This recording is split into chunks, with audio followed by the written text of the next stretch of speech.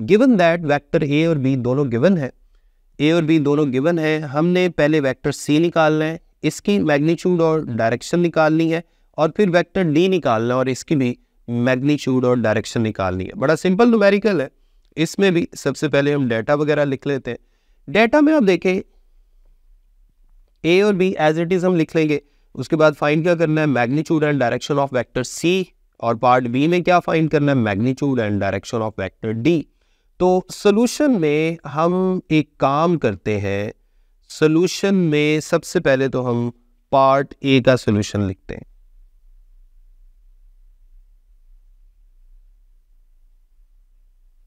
Part A जो है ये तो सी वेक्टर के बारे में है, तो हमने पहले वेक्टर सी लिख लिया a plus B as it is.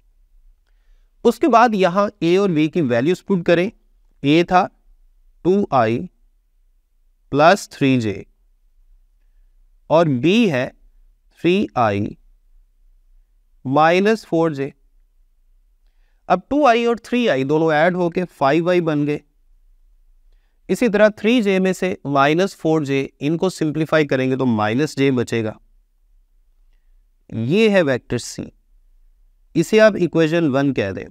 अब यहां पर आप वेक्टर सी की अगर मैग्नीट्यूड निकालेंगे तो इसकी मैग्नीट्यूड आपके पास आ जाएगी स्क्वायर रूट के अंदर।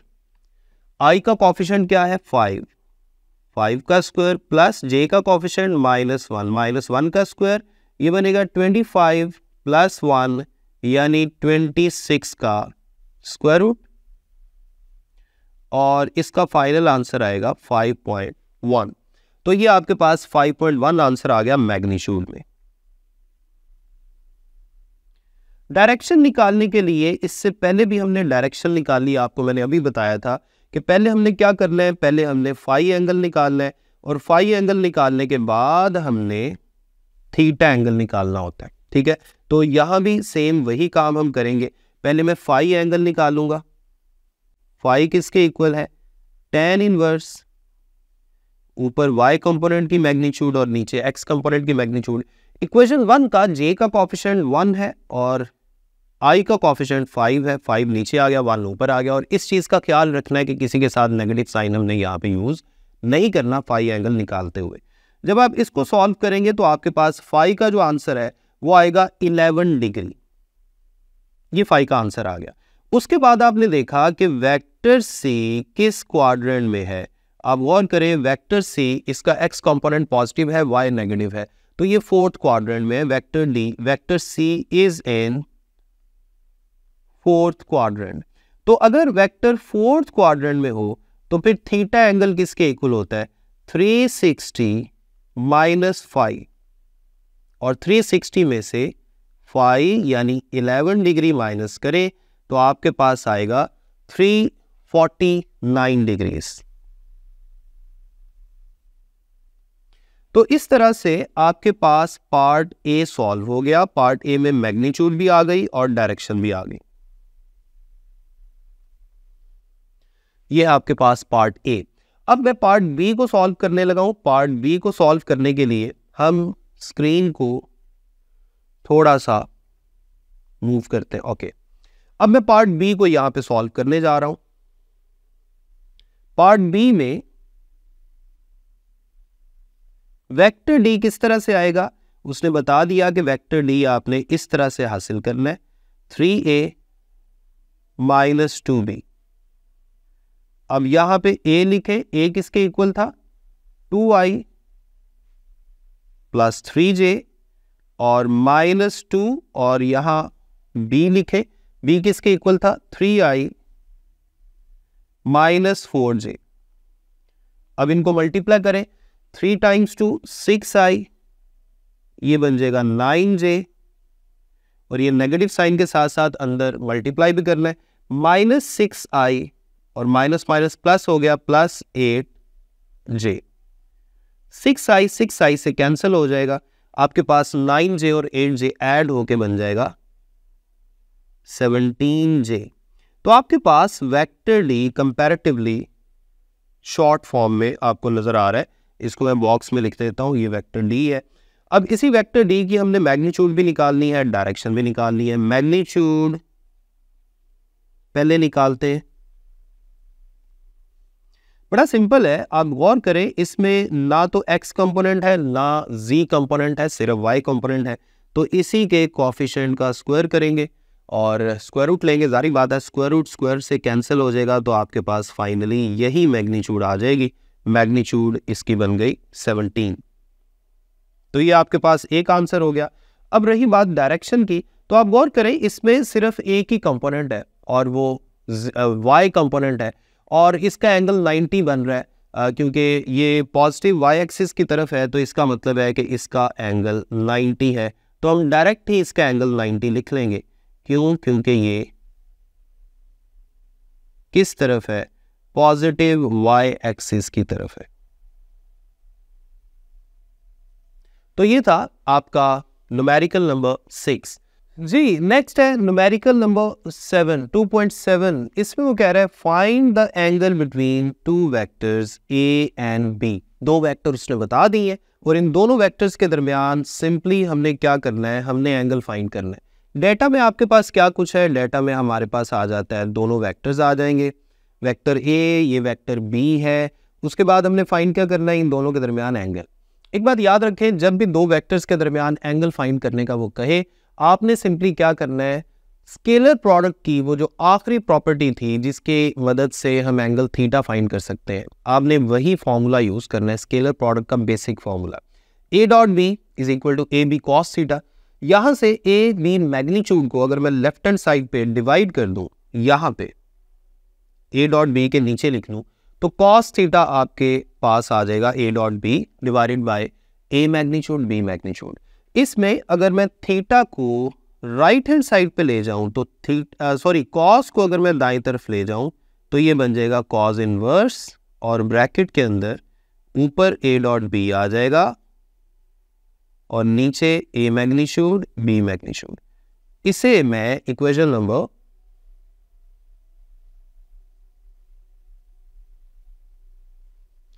इक्वेशन नंबर 1 कह देता हूं। अब यहां पे बारी बारी हम पहले ए डॉट बी निकाल लेते हैं। ए डॉट बी निकालने का तरीका क्या है?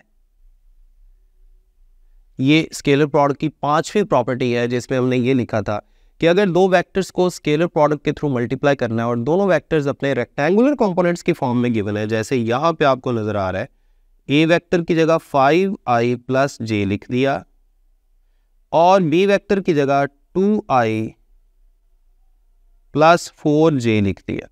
तो इनके कॉरेस्पॉन्डिंग कोफिशिएंट्स को हमने सिर्फ मल्टीप्लाई कर देना है, i के कोफिशिएंट के साथ i वाला, j के साथ j वाला, और सबको सिंपली ऐड कर देना है इस तरीके से जैसे ये मैं लिख रहा हूं। i का कोफिशिएंट यहाँ 5 है, वहां i का कोफिशिएंट 2 है, दोनों को मल्टीप्लाई कर दिया, ये प्लस साइन हमारी तरफ से। उसके बाद यहाँ पे j का कोफिशिएंट 1 है, उस तरफ j का कोफिशिएंट 4 है, दोनों को मल्टीप्लाई कर दिया।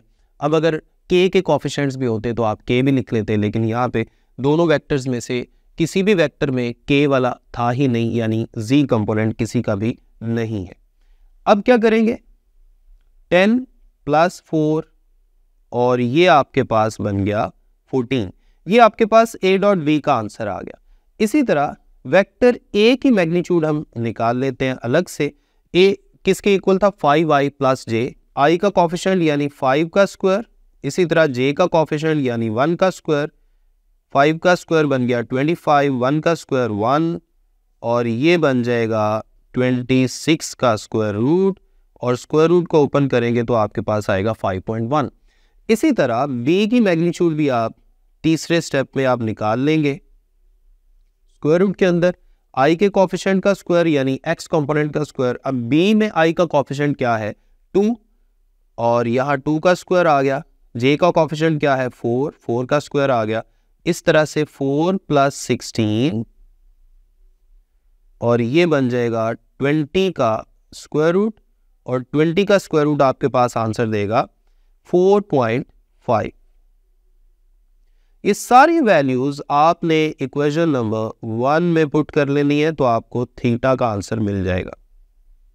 कॉस इनवर्स ऊपर a डॉट b की जगह हमने पुट कर दिया 14, a मैग्नीट्यूड की जगह 5.1 पुट कर दिया और b मैग्नीट्यूड की जगह 4.5 पुट कर दिया। इन सब को सिंप्लीफाई करेंगे, कॉज इनवर्स करेंगे तो आपके पास 52 डिग्री आंसर आ जाएगा। 52 डिग्री ये हमारा फाइनल आंसर है जिसे मैं अभी अभी बॉक्स में लिख रहा हूं, 52 डिग्री। अब हम मूव करते हैं अपने नेक्स्ट न्यूमेरिकल की तरफ। नेक्स्ट न्यूमेरिकल है हमारे पास न्यूमेरिकल नंबर 8। 2.8 में कह रहा है find the work done when the point of application of force given है 3i plus 2j moves in a straight line from point 2 minus 1 to the point 6 4। अब जो पॉइंट फर्स्ट पॉइंट है ये इसका एक्स कोऑर्डिनेट पॉजिटिव है, Y negative है, यानी ये फोर्थ क्वाड्रेंट में है। और जो सेकंड पॉइंट है इसमें दोनों कोऑर्डिनेट्स यानी 6 और 4 दोनों पॉजिटिव है, तो ये फर्स्ट क्वाड्रेंट में है। इसको अभी हम देखते हैं। डेटा हम लिख लेते हैं। डेटा से पहले ये डायग्राम मैंने पहले ही बना दी है। डायग्राम में आप देखें इनिशियल पॉइंट ए है जो फोर्थ क्वाड्रेंट में है, फाइनल पॉइंट बी है जो फर्स्ट क्वाड्रेंट में है, और डिस्प्लेसमेंट वेक्टर जो है वो जारी बात है इनिशियल पॉइंट से लेके फाइनल पॉइंट तक जाएगा। यहाँ पे आपको ओरिजिन भी नज़र आ रहा है, इसको भी मैं आगे चल के पॉइंट आउट कर लेता हूँ। और इनिशियल पॉइंट यानी पॉइंट ए का मैंने पोजीशन वेक्टर r1 बना दिया और पॉइंट बी का पोजीशन वेक्टर r2 बना दिया, ठीक है। और डिस्प्लेसमेंट वेक्टर कहाँ से है, a से b तक। इसको आगे चल के हम डिस्कस भी कर लेते हैं डायग्राम को। डेटा में और क्या कुछ है आपके पास, फोर्स वेक्टर गिवन है फर्स्ट पॉइंट a के नाम से, सेकंड पॉइंट b के नाम से। वर्क हमने फाइंड करना है और कैलकुलेशंस में हम डिस्प्लेसमेंट कैसे कैलकुलेट करेंगे। सबसे पहले तो पॉइंट ए का पोजीशन वेक्टर मैंने r1 फर्स्ट कर लिया। पोजीशन वेक्टर के बारे में आपको पहले ही बताया था कि इसकी टेल ओरिजिन पे होती है और हेड पॉइंट उस पॉइंट पे होता है जिसका पोजीशन वेक्टर हम फाइंड कर रहे हैं। अब जाहिर बात है इसके कोऑर्डिनेट्स में x की जगह फर्स्ट वाला 2i और सेकंड वाला -1 था तो वो -j बन गया। इसी तरह सेकंड पॉइंट यानी पॉइंट बी का जो पोजीशन वेक्टर है उसे r2 से जाहिर कर लिया। और r2 किसके इक्वल आएगा, जनरल फार्मूला होता है ai प्लस bj, यही होता है ना, ai प्लस bj। तो यहाँ a की जगह 6 आ गया और b की जगह 4 आ गया, 6i प्लस 4j। अब एक काम करना है हमने डायग्राम की मदद से। अगर आप गौर करें फिगर में हमें एक बात समझ आ रही है, अगर हम हेड टू टेल रूल की मदद से देखें। अब गौर करें ये दो वेक्टर ऐड हो रहे हैं और ये रिजल्टेंट है। कैसे पता चला कि ये ऐड हो रहे हैं, क्योंकि यहाँ पे r1 का हेड और d डिस्प्लेसमेंट का टेल मिल रहा है, लेकिन यहाँ पे ये रिजल्टेंट है क्योंकि इसकी टेल से मिली हुई है और हेड से मिला हुआ है। रिजल्टेंट की यही पहचान होती है, यही बेसिक पॉइंट है जिसको सोचते हुए हमने हेड टू टेल रूल की मदद से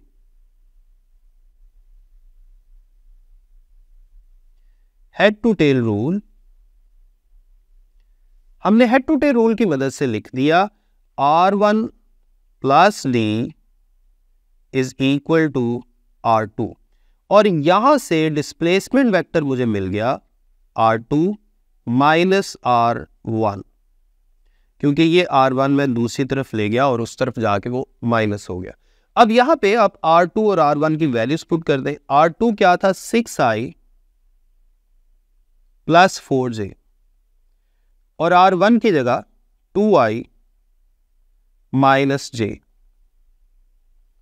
6i plus 4j minus 2i, अब माइनस माइनस प्लस हो जाएगा तो प्लस j हो गया। 6i में से 2i माइनस किया तो बाकी 4i बच गया, और 4j और प्लस j इन दोनों को ऐड किया तो 5j बन गया। तो ये मेरे पास डिस्प्लेसमेंट वेक्टर आ गया। इसे अगर दिल करे तो इक्वेशन 1 कह देते हैं। अब यहां पर हमने क्या करना है, यहां पर हमने वर्क का वो फॉर्मूला यूज करना है। आपको याद होगा हमने स्केलर प्रोडक्ट की एग्जाम्पल में पढ़ा था, work is equal to dot product of force and displacement. यही फॉर्मूला यूज करने के लिए मैंने डिस्प्लेसमेंट वेक्टर पहले फाइंड किया है डायग्राम बना के। ठीक है, अब आप फोर्स को लिख दें यहाँ पे। फोर्स वेक्टर क्या था, 3i प्लस 2j, और डिस्प्लेसमेंट वेक्टर क्या है, 4i इक्वेशन नंबर 1 के मुताबिक प्लस 5j।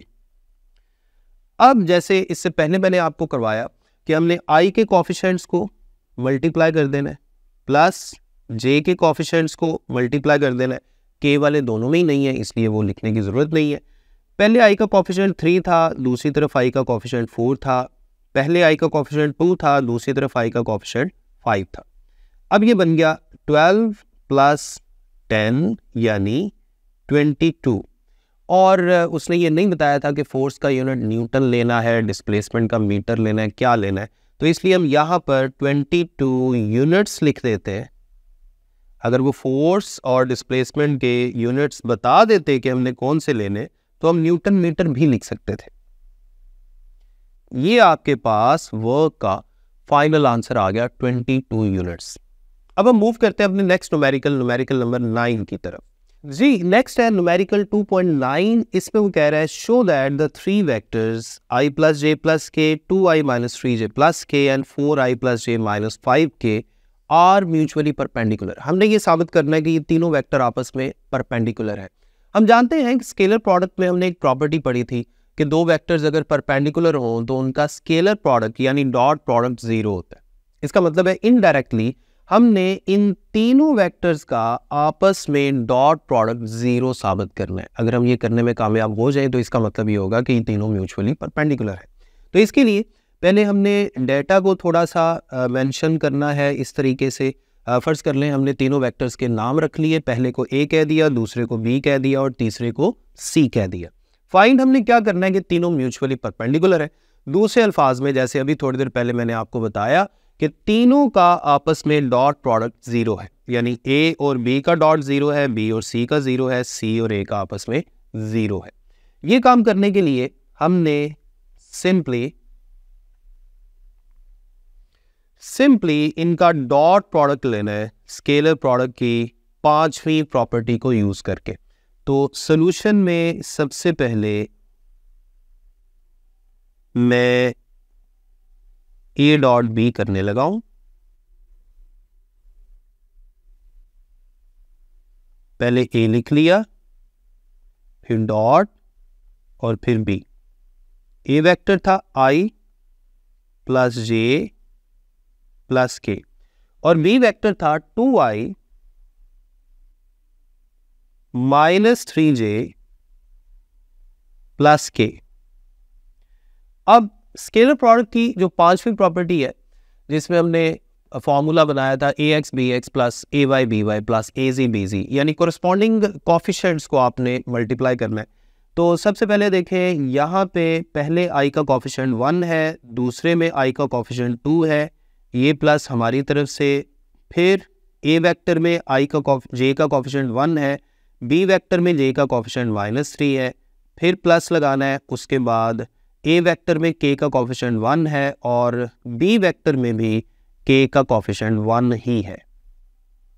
अब ये आपस में मल्टीप्लाई होंगे, 2 माइनस 3 प्लस 1 और ये अब और करें 3 माइनस 3 हो रहा है और ये कैंसिल होके फाइनली 0 आंसर दे रहे हैं। तो हम कह सकते हैं कि अगर a डॉट b आपस में a और b का डॉट प्रोडक्ट लेने पे आंसर 0 आ रहा है, तो इसका मतलब ये हुआ कि a और b आपस में परपेंडिकुलर है। एक बात साबित हो गई। इसी तरह फिर हमने यही काम करना है b और c का भी डॉट करके। पहले b लिख लिया, फिर डॉट, उसके बाद c। b किसके इक्वल था, 2i minus 3j plus k और c किसके इक्वल है, 4i plus j minus 5k। अब आप इनका डॉट प्रोडक्ट उसी तरीके से लेंगे। i का कोफिशिएंट 2 है, दूसरे वेक्टर में i का कोफिशिएंट 4 है, पहले वेक्टर में j का कोफिशिएंट माइनस 3 है, दूसरे वेक्टर में j का कोफिशिएंट प्लस 1 है। पहले वेक्टर में k का कोफिशिएंट 1 है और दूसरे वेक्टर में k का कोफिशिएंट है -5।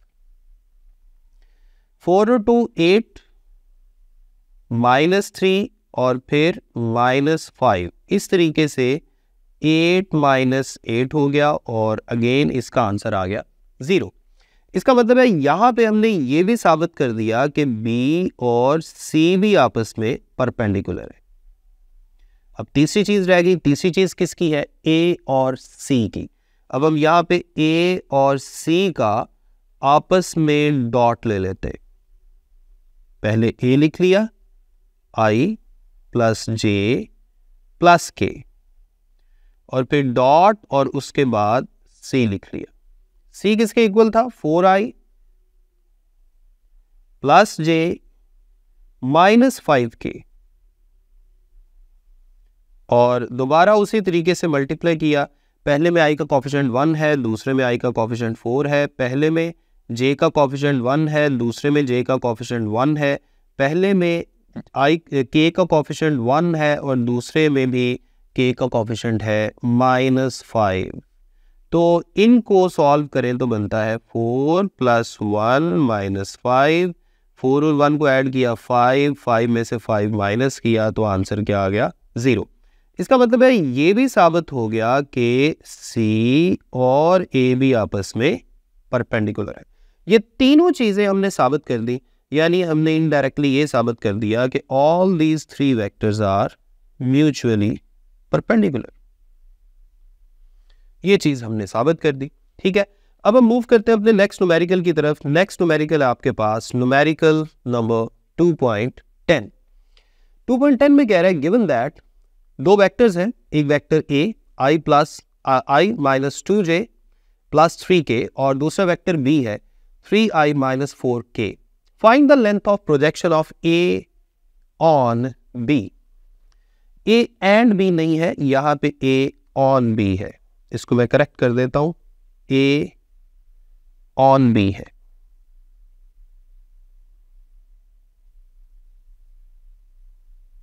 A on B। ओके, अब हम डेटा लिख लेते हैं और डेटा के बाद हम इसको सॉल्व कर लेंगे। वेक्टर A आ गया, वेक्टर B आ गया। फाइंड क्या करना है? Projection of A on B। Projection of A on B किसके इक्वल होता है? Projection of A on B किसके इक्वल होता है? ये इक्वल होता है A cos थीटा के।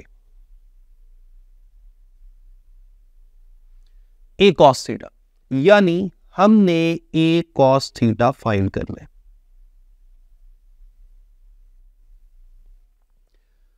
अगर मैं आपसे ये पूछता projection of B on A निकालें तो फिर आपने B cos थीटा फाइंड करना था। यहां पे हमने A का प्रोजेक्शन B पे फाइंड करना है, तो इसलिए A cos थीटा फाइंड करना है। ये हमने स्केलर प्रोडक्ट में पढ़ा हुआ है, तब मैंने आपको डिटेल में समझाया था। तो नेक्स्ट हमारे पास कैलकुलेशंस में बेसिक फार्मूला स्केलर प्रोडक्ट का A0 B = AB cos theta. यहां से हम क्या करेंगे? B मैग्नीट्यूड को दूसरी तरफ ले जाएंगे तो आपके पास A cos थीटा बन जाएगा। अब आप गौर करें, हमने सिंपली फॉर्मूला कौन सा यूज करना है? सिर्फ ये फॉर्मूला यूज करना है, A cos theta = A.B divided by B की मैग्नीट्यूड। इसे अगर आप इक्वेशन 1 कह दें तो इसमें हम A.B और B की मैग्नीट्यूड फाइंड करके पुट कर सकते हैं। पहले आप A.B फाइंड कर लें। इसमें A किसके इक्वल है? I - 2J + 3K, फिर डॉट और उसके बाद B यानी 3I - 4K। अब जैसे मैंने पहले आपको बताया, यहां पे I का कोफिशिएंट 1 है, दूसरे वेक्टर में I का कोफिशिएंट 3 है। यहाँ पे J का कोफिशिएंट -2 है, दूसरे वेक्टर में J का कोफिशिएंट है ही नहीं, वहाँ पे 0 आ जाएगा। फिर फर्स्ट वेक्टर में K का कोफिशिएंट 3 है और सेकंड वेक्टर में K का कोफिशिएंट है -4। इस तरह से ये बन जाएगा 3 + 0 - 12 और ये आ जाएगा -9। तो A.B आपके पास -9 आ गया। इसी तरह बी की मैग्नीट्यूड आप कैसे निकालेंगे? स्क्वायर रूट वाले फॉर्मूला से। बी वेक्टर में एक्स कंपोनेंट का स्क्वायर यानी 3 का स्क्वायर, वाई कंपोनेंट यहाँ है कोई नहीं तो 0 का स्क्वायर, प्लस जी भी है तो z यानी k का कोफिशिएंट आएगा -4 का स्क्वायर। इसको जब आप सिंप्लीफाई करेंगे तो बनेगा 9 + 16 और इस तरीके से 25 का स्क्वायर रूट और ये बन जाएगा 5। ये दोनों वैल्यूज यानी -9 और 5 इसको आपने पुट कर देना है इक्वेशन नंबर 1 में, तो आपके पास a cos थीटा का आंसर आ जाएगा, यानी projection of a on b। a dot b की जगह -9 और b की मैग्नीट्यूड की जगह 5। ये आपका फाइनल आंसर हो गया। इसको मैं बॉक्स में लिख देता हूं। ठीक, ये था आपका न्यूमेरिकल नंबर 10।